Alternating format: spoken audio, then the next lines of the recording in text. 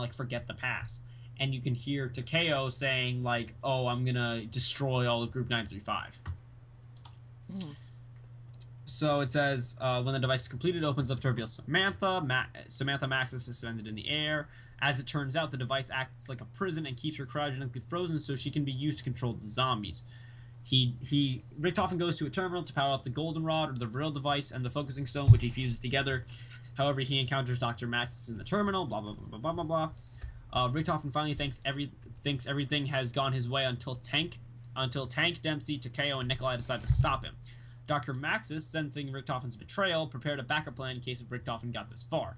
The group then launches 3 missiles located on the moon, one of which will impact the nuclear test site Ruins, which destroys the Earth's ozone layer in the hopes that this will lessen the size of Richtofen's zombie army, and leaving the group along with Samantha stuck on the moon.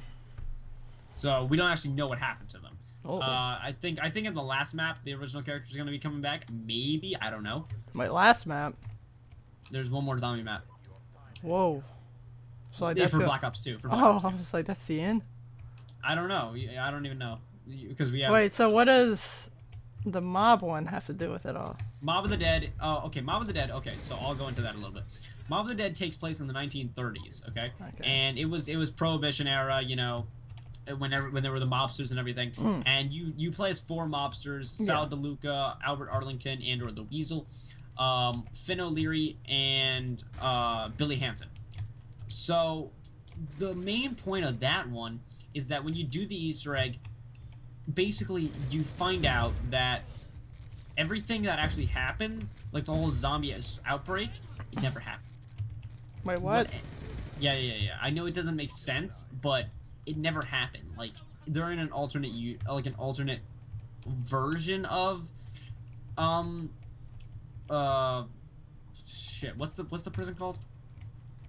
What's the one off the coast of Chicago? Shit, I can't remember. It starts with an A, doesn't it? Yeah, it does. Alcatraz. Yeah, there it is. Yeah, so Alcatraz Penitentiary. And as you go throughout the Easter egg, you're crafting this makeshift airplane, right? The otherwise known as Icarus. So after you complete the Easter egg, what you end up finding out is that none of the zombie stuff ever actually happened at all. It's nothing actually happened. What ended up happening was that these 4 inmates decided that they were going to try to escape on the makeshift airplane, right? So the night of, I believe it was December 31st, so New Year's Eve, 1933, they were about to enact the plan, but then vicious bickering happened on the roof of the of Alcatraz, and Finn O'Leary and Sal DeLuca and Billy Hansen decided they were gonna kill Albert Arlington.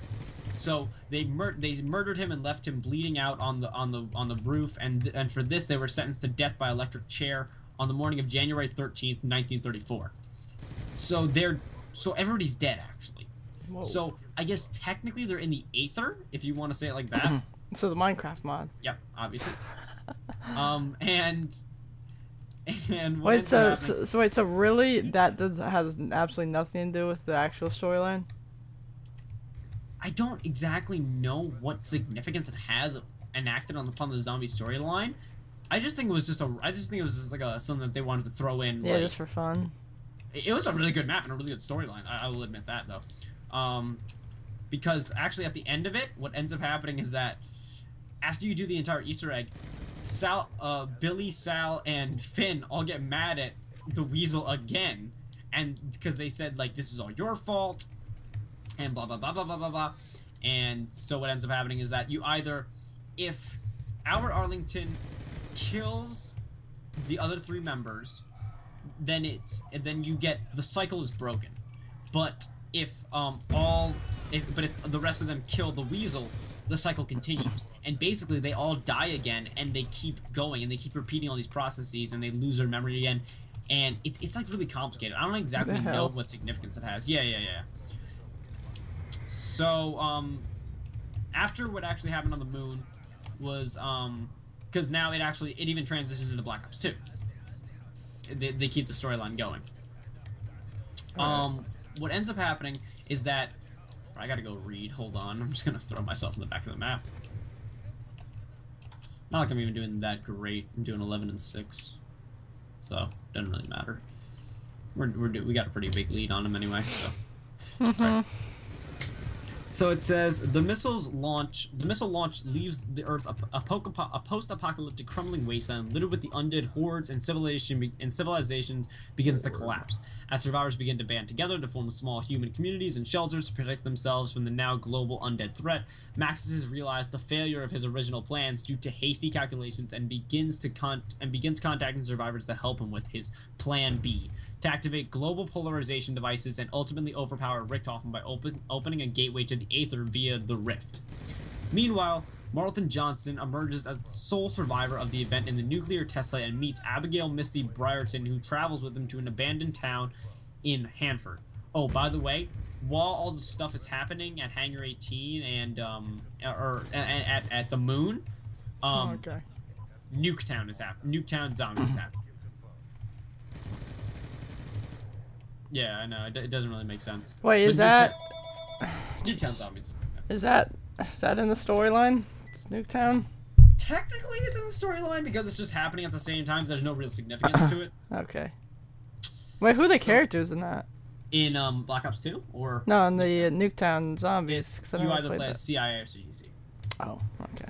Because it says CIA and CDC agents were then dispatched into the site in a rescue attempt, resulting in a struggle with the zombie population located there as Richtofen enacts his grand scheme on the moon. Okay. That's why on Nuketown, the zombies don't have blue eyes. They have yellow eyes, because it's still all under the control of Maxis. Once you reach round 25 on Nuketown, though, they become blue. So they're saying, like, oh, once you hit round 25, that's basically when the moon thing happened, and he got under control of the zombies. Man, Treyarch needs to, like, get the people who are making the storylines rather than have them make the actual campaign. Yeah, right.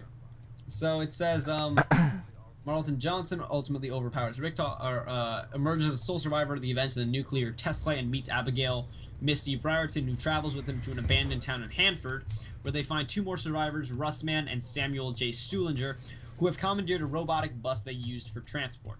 There, the four survivors are contacted by Maxis, who reveals the town is the location of a polarization device required for his plan, transit. That's not in the thing, but that's what transit is. At the same time, Richtofen contacts Samuel Stuhlinger, who had previously eaten zombie flesh, resulting in him being able to hear Edward in his head, instructing him to foil Maxis' plans by activating the tower in Richtofen's favor, beginning a power struggle between the two. Depending on how the player has completed the Easter egg through the game, it will determine the course the story takes. So, basically, anything in Black Ops 2 is completely your choice. You can either follow Maxis, or you can follow Richtofen. What'd you do? We haven't done Black Ops 2 yet. We're still in Black Ops 1. Oh, what are you gonna do? I don't know. I'm not entirely sure. Interesting.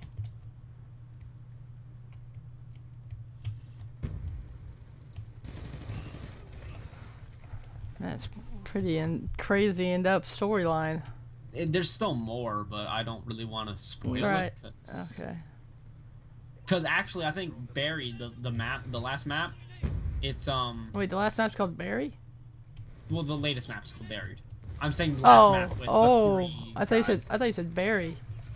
Buried. I was like the fruit. No, it takes place in an underground little western town. No, I thought you said like berry, like a fruit. Oh, no, buried as in like I'm gonna bury you in the ground. Whoa, hey, man. All right, you know what I mean. I don't know. Do you want to keep going or? There's still more. You want to keep going? I mean, it doesn't really matter to me because I already know what's gonna happen since I've studied this forward and backward. But I'm trying to like do everything inside the game as it happened. You know what I mean? Yeah. Even in Doris, we tried to get the Wunderwaffe at DG2, and then we were gonna shoot it inside the teleporter. Obviously, nothing was gonna happen, but we were gonna make it seem like something happened. Oh, that's pretty cool. We didn't do that though, because we died before we could get the Wunderwaffe. Oh.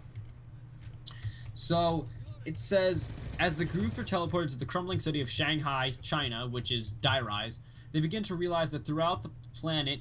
Very few That's survivors. the live one in map it. I know absolutely nothing about. I haven't watched neither, dude. anything of that. I haven't played that. I've played it, but I don't understand it at all. In an abandoned building, the group were recontacted by Maxis, who intended to activate his second major polarization device via different steps of their assistance. Meanwhile, on the other hand, Richtofen required the assistance of Samuel. As time flew, Samuel was gradually turning into a zombie, as revealed by his own groans during the quest. Richtofen required the same goal as Maxis in his own manner and intended to protect it from him. Richtofen blackmails Samuel and threatens that if he does not obey him, he will potentially tell the group about what he has done. Samuel becomes reluctant about this due to what he had previously done, which was eat the zombie flesh. Once the second had been activated by either of the Germans, the group somehow managed to escape the building they were trapped on. Eventually, Rustman leads the group out of the crumbling city of Shanghai, and a month later, the group arrives in Egypt, where they are to set up camp and rest for the night. The next day, they arrived at the Rift they were supposed to mend. Once again, they are contacted by Maxis, who once again required the assistance of the group to activate the last tower. Samuel, on the other hand, was given a third job by Richtofen. Samuel was told to prevent his allies from helping Maxis in a discreet manner, as the third tower appears to be vital for Richtofen's plan. Samuel, once again, started to become reluctant at first hearing him. Now, there are two outcomes. Do you want me to read you both of them? Yes. So it says, if the player decides to follow Maxis' Easter eggs in all three maps and polarize the towers in his favors, a portal to the Aether will open and allow Maxis to become the controller of the zombies and the Dimension's energies. He will then proceed with his plans to open Argatha and in the process destroy the Earth and its surviving inhabitants. Wait, so it like saves what you do in the other maps? Yeah, I'm pretty sure. Wait, so if let's say you do both of them, like you go back and do the other one, I don't know how that would save. I don't know, man. Well, I know that you can do them both on Die Rise, and like, because the tower goes orange if you did Richtofen, and the tower goes blue if you did Maxis, and if you do both, it has both blue and orange. Oh. So